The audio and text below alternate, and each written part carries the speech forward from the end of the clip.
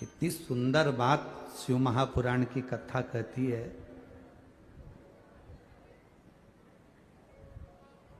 आप जब उन्नति की सीढ़ी पर चढ़ रहे हो और परिश्रम कर रहे हो और मेहनत कर रहे हो, आप जब विकास की ओर आगे बढ़ रहे हो, उन्नति की ओर आगे बढ़ रहे हो, मेहनत कर रहे हो, परिश्रम कर रहे हो, और तुम्हारे परिश्रम को देखकर, तुम्हारी मेहनत को देखकर अगर कोई हंसे नहीं तो समझ लेना कि तुम सफल नहीं हुए, सफल नहीं हुए हो।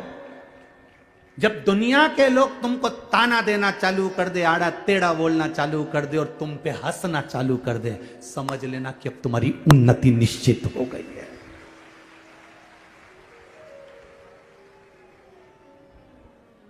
बोल बम का नारा है, अब तुम्हारी उन्नति निश्चित हो गई है। अब तुम उन्नति की, अभी तक लोग, जब तुम मेहनत कर रहे थे तो तुम पर लोग हंस नहीं रहे थे, ताना नहीं दे रहे थे, गालियां नहीं दे रहे थे, अपशब्द नहीं कर रहे। अब दुनिया, जब कोई ना तुम पर हंसे, कोई तुम पर उंगली भी ना उठाए, कोई तुम पर अपशब्द भी ना कहे, कोई तुम पर ताने भी ना दे, तब समझ लेना कि तुमने कोई तरक्की नहीं करी।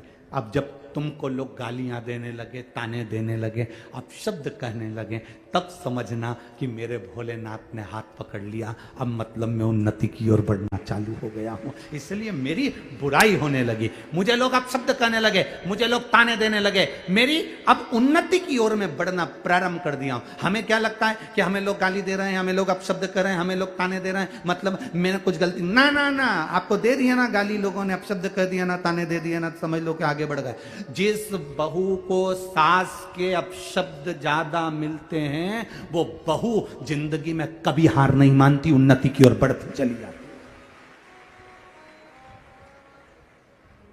ताने मिलेंगे ना आपको, अपशब्द मिलेंगे ना आपको, आप क्यों हारते हो?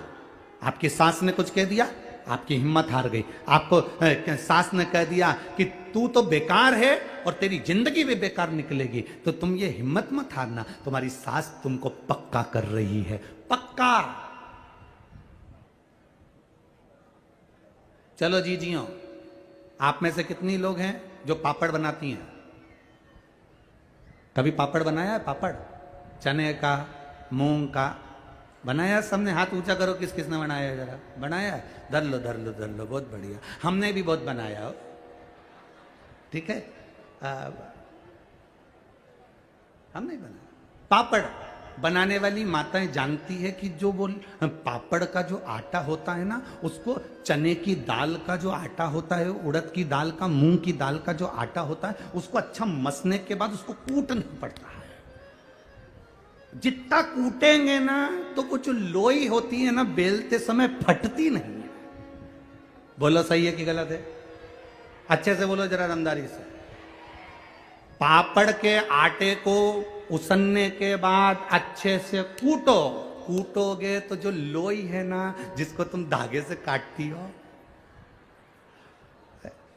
जिसको तुम पांव के अंदर धागा ऐसे बांध लेती हो और बाद में लोई काट काट के डालती है, तो तुम अंदाजा लगाना कि वो जो लोई है ना, वो लोई तुम अगर अच्छे से वो कुट गया, अच्छे से वो लोई, अच्छे से वो पिंडा पिट गया, कुट गया, तो फिर तुमने जब पापड़ बेलना प्रारंभ करा तो वो पापड़ बीच में से फटे ही नहीं। और जिस आटे को अच्छे से नहीं कूटा जाता, उसमें कितना ही तेल लगा के तुम बेल लो, वो फट जाए, फट गया। जेन ज़ी वर्सेस मिलेनियल्स, चलिए देखते हैं इन दोनों जनरेशन्स में कुछ कॉमन है भी या नहीं। आप किसी को कॉल कैसे करते? जिस आटे को अच्छे से वो लोई, अच्छे से वो पिंडा पिट गया, कुट गया, तो फिर तुमने जब पापड़ बेलना प्रारंभ करा तो वो पापड़ बीच में से फटे ही नहीं। और जिस आटे को अच्छे से नहीं कूटा जाता, उसमें कितना ही तेल लगा के तुम बेल लो, वो फट जाए, फट गया। वो फटे बीच में से, बार बार फटे, बार। बस जब लोगों के अपशब्द मिल रहे हों, लोग हंस रहे हों, ताने दे रहे हों, आड़ा टेढ़ा कह रहे हों, समझ लेना मेरा भगवान तुमको पापड़ की लोई को कूट रहा है। जब कूटेगा, बिलेगा, ऐसा जोरदार बिलेगा कि कभी नहीं फटेगा, फिर वो आनंद में पड़ जाएगा। फिर पापड़ का नियम दूसरा, पापड़ का दूसरा नियम बताया कि पापड़ बनने के बाद सूखने डालो, पर किसी की छाया नहीं पड़ जाए। समझ गई हो क्या है? बोलना तो नहीं पड़ेगा। अगर छाया पड़ जाती है तो पापड़ लाल पड़ जाता है, फिर वो उसमें स्वाद भी नहीं आए, तलो सेको खाओ तो स्वाद, छाया नहीं पड़ जाए। इसलिए ध्यान रखना कि जब तुम उन्नति की सीढ़ी पर चढ़ जाओ, आगे बढ़ जाओ, कुटने पिटने के बाद तुम अच्छी उन्नति करने पर आ जाओ, तो ध्यान रखना रे, अहंकार की छाया नहीं पड़ जाए। छाया पड़ गई तो गए, अहंकार की छाया पड़ी कि बर्बाद, नष्ट हो गए।